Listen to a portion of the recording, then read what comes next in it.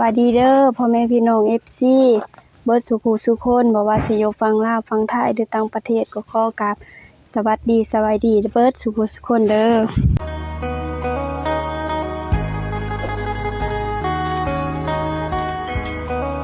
ต้องเปิดภาพมามันนี่อยู่ทางเรือนน้องบุษบาพี่น้องเอ้ยเขามากับอ้ายบ่าวอนงพี่น้องสวัสดีเด้อพี่น้องเด้อสวัสดีเด้อพี่น้อง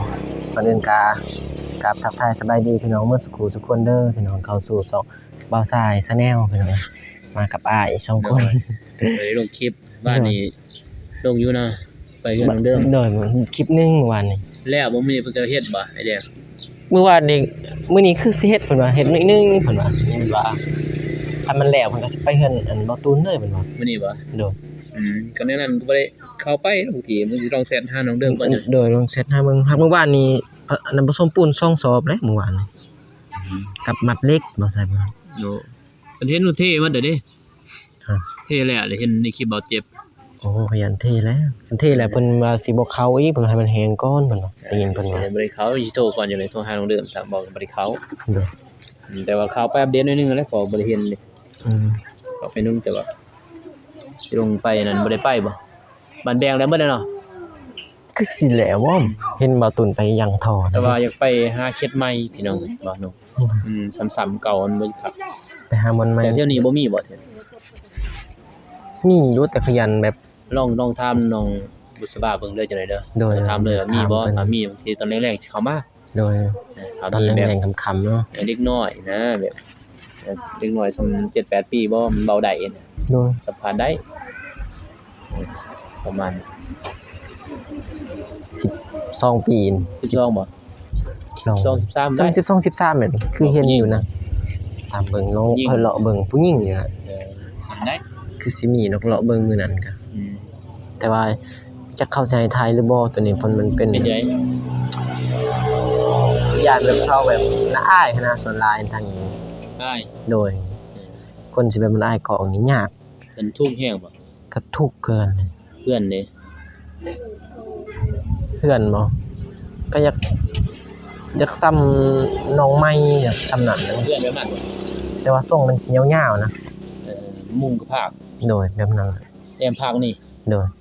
แต่อยู่จังคนนี่ก็บ่ได้ไปถามน้องเพิ่นนี่ลงถามเบิ่งโดยเดี๋ยวไปหาเพิ่นโดยไปหาน้องพี่น้องมาอัปเดตทางเงินน้องบุษบาอีกครั้งพี่น้องเอ้ยพอใส่ครับบ่ได้เข้ามาดนแล้วพี่น้อง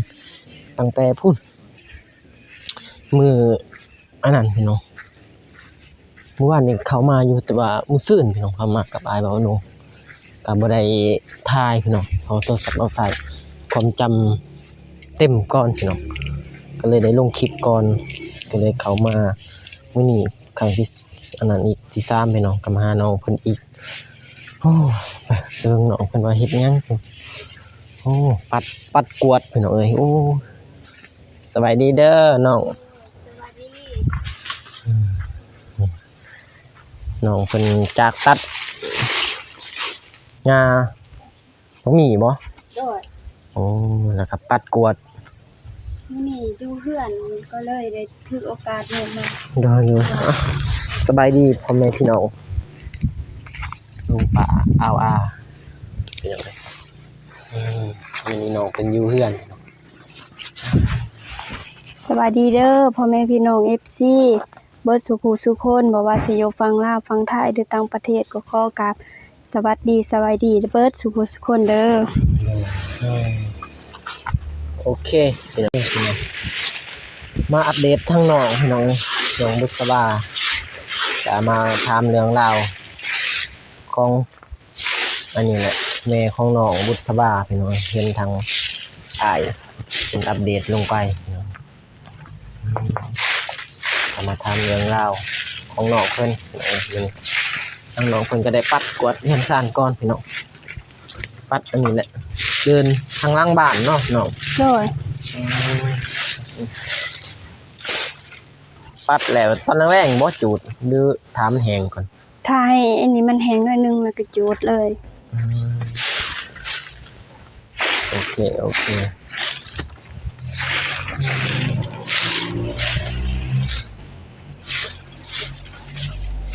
ถือว่าปัดกวาดเฮือนซ่านพี่น้องเป็นระบบระเบียบ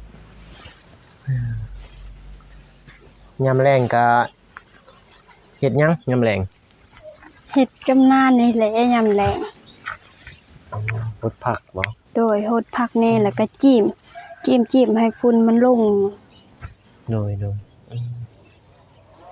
มื้อนี้น้องก็ได้เฮ็ดอยู่เฮือนน้องมื้อนี้ โดยมื้อนี้น้องอยู่เพื่อน บ่ได้ไปรับจ้างแม่นบ่ โดยบ่ได้ไปมื้อนี้ โดยน้องเพิ่นบ่ได้ไปพี่น้องเพิ่นอยู่เฮือนกับปัดกวาดเฮือนซ่านพี่น้องดุขยัน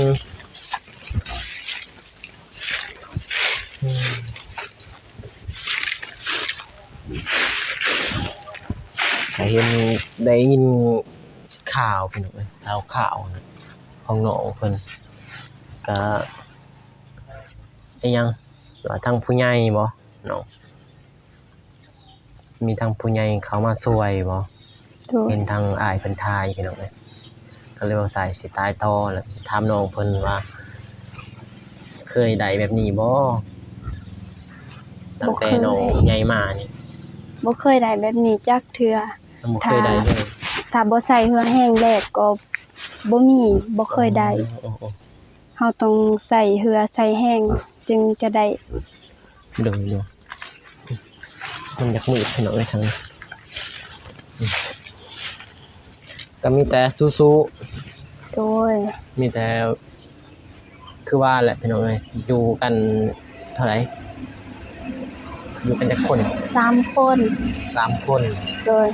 ก็มีแม่ มีแม่แล้วก็อ้ายแล้วก็ตัวน้องเอง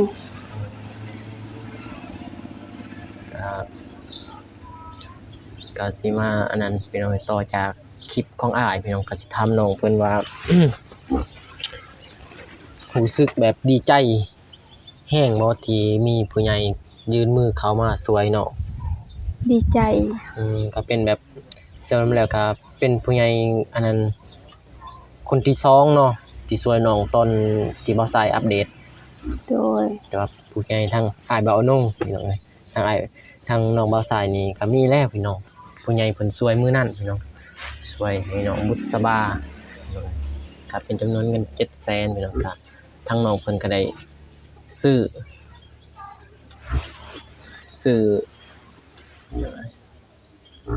อันหยังพี่น้องซื้อหยังน้องซื้อข้าวบ่ โดยน้อง หรือว่า บ่เขายังบ่ทันได้ซื้อน้องมื้อนั้นน้องไปซื้อแป้งนัวแล้วก็ไปซื้อมักพริกเอามาไว้แล้วก็มีเกลือแน่เครื่องใส่อยู่ในเรือนครัวเนี่ยน้องซื้อมาใส่ โดย แล้วก็เอาให้แม่แน่ โอ้ให้แม่แน่ โดย โอ้ถือว่าดีพี่น้องก็เงินก็ถือว่าหลายเติบพี่น้องถ้าไปหาก็มัน70,000เนาะน้อง โดย 70,000เพื่อพี่น้องเพื่อสิได้ทางพอฮักอยู่อเมริกาหรือว่าบ่แม่นพี่น้องโทษเด้อ อยู่ฝรั่งเศส ฝรั่งเศสพี่น้องช่วยน้องเพิ่นมื้อนั้นก็ตั้งแต่มื้อนั้นแหละพี่น้องเอ้ยบ่าวสายอัปเดตก็จนมาฮอดมื้อนี้บ่าวสายก็ได้เข้ามายามน้องเพิ่นอีกครั้งแต่ว่าบ่าวสายบ่ทันอันนั้นพี่น้องมีหยังมาให้เดี๋ยวสิให้น้องเพิ่นเป็นเงินเอาพี่น้องเอ้ยเพื่อให้น้องเพิ่นไปซื้อเองพี่น้องเพราะว่าบ่าวสายบ่ฮู้จักสิซื้อหยังก็เข้ามาหลายเทื่อเลยพี่น้องเอ้ยก็บ่มีติดไม้ติดมือมาก็เข้ามาสุดก่อนก็เป็นผู้ใหญ่เนาะช่วยเหลือทางน้องเพิ่นก็เลยได้เข้ามาก็มื้อนี้ก็สิให้น้องเพิ่นก็บ่หลายดอกพี่น้องเอ้ยก็ประมาณอยู่บ่ใส่ก็บ่ทันมีงบแน่พี่น้องบ่ทันมีอิหยังเกินว่าเสียแล้วแล้วก็บ่ทันมีอันนั้นพี่น้องเอ้ยมีสร้างรายได้ก็บ่ได้หลายพี่น้องยังบ่ทันได้หลายก็สิให้น้องเพิ่นสัมประมาณ 200,000 พี่น้องพอได้ซื้อตื่มอีกพี่น้องพอซื้อเกลือไปแดกแป้งนัวพี่น้องบรรเทาน้องแหละเนาะให้น้องเพิ่นให้น้องเพิ่น ใจหาละ มี ซา อะไรติดมือมากพี่น้องโอเคพี่น้องก็มีแต่ว่าอันนั้นตอนแรงๆบ่น้องสิไปส่งแม่ โดย ตอน ตอน แร แรง กเพราะว่า เป็นกังเว้นแล้วนี่หันแพทย์เพิ่นบ่ซักให้เพราะว่ายาที่เพิ่นสิซักนั้นมันเจ็บเขาสิซักให้แต่ยามแลงแล้วก็ตอนเช้าแต่นี่มันบ่าย 11 โมงแล้วเพิ่นบ่ซักให้ โดยพี่น้องเอ้ยก็อีต้นสงสารน้องเพิ่นพี่น้องก็มีพ่อกะพอเสียตั้งแต่เพิ่นแหละพี่น้องบ่อยากเว้าเพราะว่าเบาใจก็ได้เว้าไปแล้วพี่น้องเอ้ยตอนเปิดคลิปแรกก็อีต้นสงสารน้องก็ต้นน้องเพิ่นบัดนี้ก็แม่ก็มีเป็นอิหยังเป็นพืชบ่ โดยเป็นพืชเฮาพืชแล้วก็ปลาดงแล้วเพิ่นเป็นแบบของแบบไก่พันธุ์ปลาดุกพันธุ์อีหยังนี่เพิ่นกินบ่ได้ถ้าเพิ่นกินแล้วเพิ่นก็จะเจ็บ อ๋อ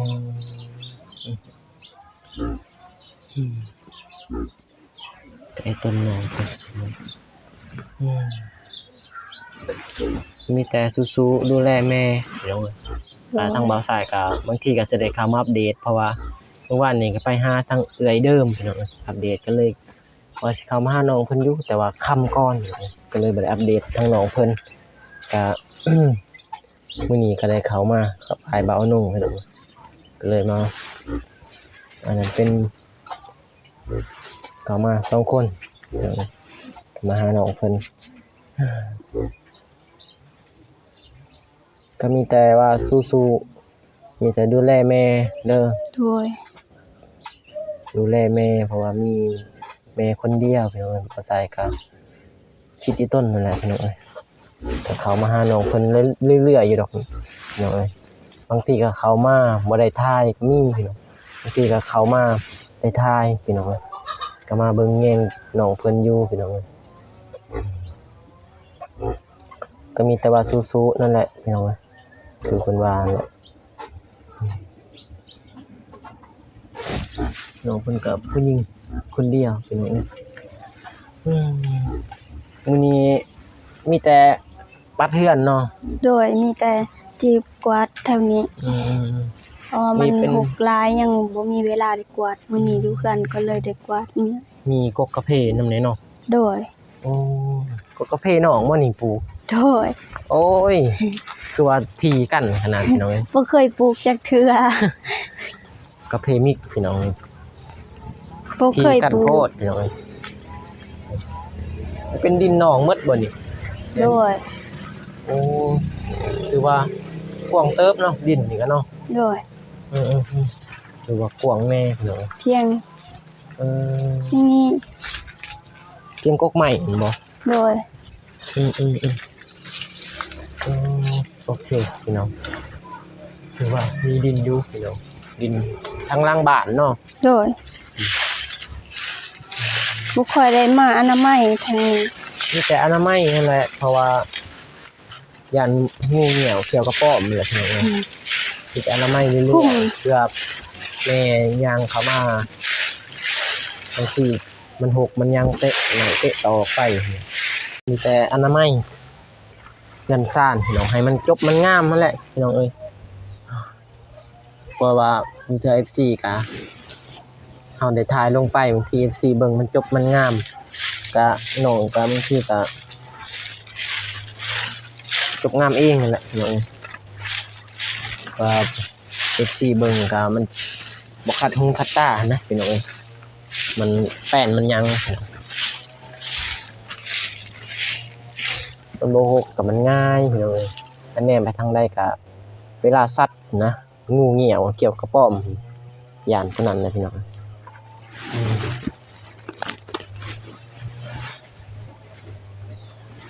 กินแล้วบ่เข้าน้ำ ข้าวเที่ยงบ่ โดย ยัง ยัง โดย สิเฮ็ดหยังกิน ยังบ่ทันได้ฮู้เพราะว่าบ่ทันได้ไปเบิ่ง ยังบ่ทันได้รู้หันแหละมีแต่เงินบ่ใช้นะบางทีบ่มีก็ไปซื้อกินนั่นแหละพี่น้องซื้อปิ้งซื้อหยังมากินแนวมื้อนี้อยู่เฮือนเด้คันออกไปนอกแบบจามบ่ายพอได้กินข้าวน้ำหมู่เนาะ โดย กินอาหาร ถ้าออกไปนอกได้กินอาหารน้ำหมู่ก็บ่ได้ซื้อนี่อยู่เฮือนบ่ฮู้สิหาอยู่เฮือนมื้อนี้ พักก็บ่ทันได้ใหญ่ ครับใหญ่ เบิดเลย ดีใจบ่ที่มีทางผู้ใหญ่เพิ่นได้ยื่นมือเข้ามาช่วยน้องเพื่อปิ่นปัวแม่ของน้องให้เศร้านะก็หมายว่า ดีใจเนาะ ดีใจ โดย เพราะว่าน้องบ่เคยมีไผอีต้นสงสารบอกนำเลยบ่เคย ถือว่า มี เป็นถือว่าก่อนใหญ่แฮงเนาะ โดยครั้งแรกในชีวิตที่ได้ ก่อนใหญ่เนาะ โดย อืม คือถ้าน้องไปเฮ็ดเวียกน้องก็สิได้อยู่ประมาณแต่ล้านปลายมันสิบ่ได้หลายแนวได้มาเฮาก็ต้องใส่จ่าย ๆอ๋อ บ่พอสิได้เก็บ อืมก็พอสิได้เก็บเนาะ โดย อ๋อเดี๋ยวก็มีแหละพี่น้องเอ้ยชีวิตถ้าหามาได้น้อย โดย แต่ว่าใส่จ่ายซื้อข้าวซื้อเกลือบ่แดกแป้งนัวพี่น้อง โดย ชีวิตก็คือว่าอินล้นเนาะเพื่อสิได้แต่ละบาทแต่ละสตางค์พี่น้องถ้าว่ารับจ้างอยู่นี่100,000คันตกเป็นเงินไทยก็ประมาณอยู่100นะพี่น้อง100 200 105 180นี่แหละพี่น้องสำนั้นมื้อละ180 บาทพี่น้องก็มีแต่ว่าเบิ่งแย่งแม่เด้อ โดย เบิ่งแย่งเพิ่นมีแม่คนเดียวก็ถือว่าแม่นี่แหละเป็นผู้ที่สรุปแล้วก็เป็นผู้ที่เป็นอิหยังล่ะพระในเรือนนี่แหละพระอรหันต์พี่น้องเอ้ยเป็นพระอรหันต์ที่สุดกว่าพระอยู่ในวัดในว่าพี่น้องเอ้ยเพิ่นเป็นพระใหญ่ถึงว่าเพิ่นสิ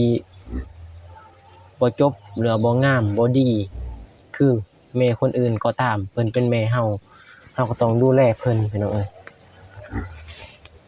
ดูแลเพิ่นให้เพิ่นอยู่ดีมีแรง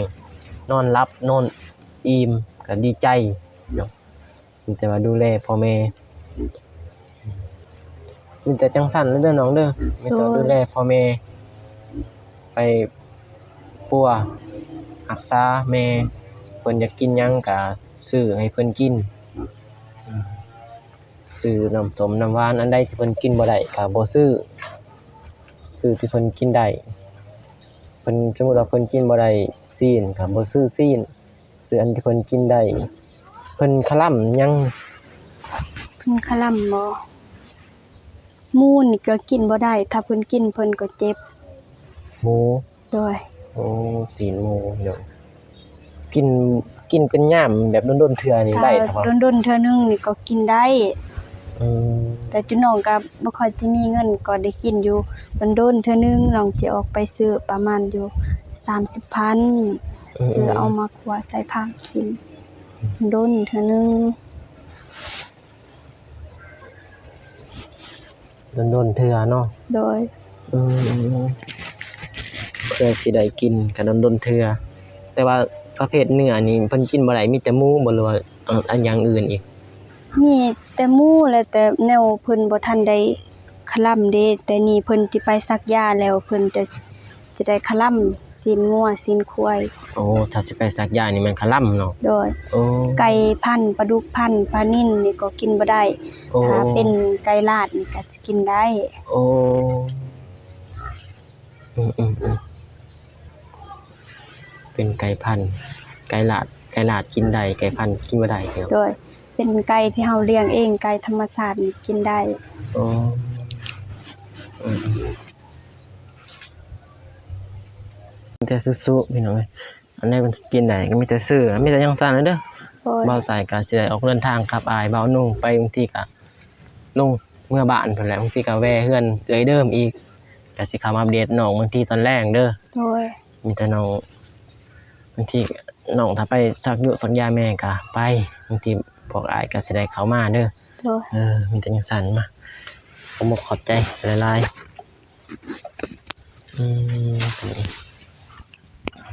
ขอบใจเด้ออ้ายว่าซาย โดย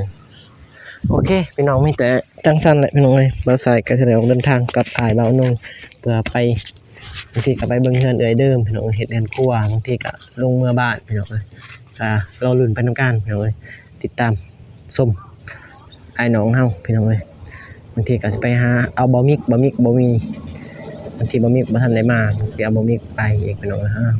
ก่อนอื่นก็กราบขอบใจเด้อพี่น้อง FC หมดทุกคนหรือว่าพ่อแม่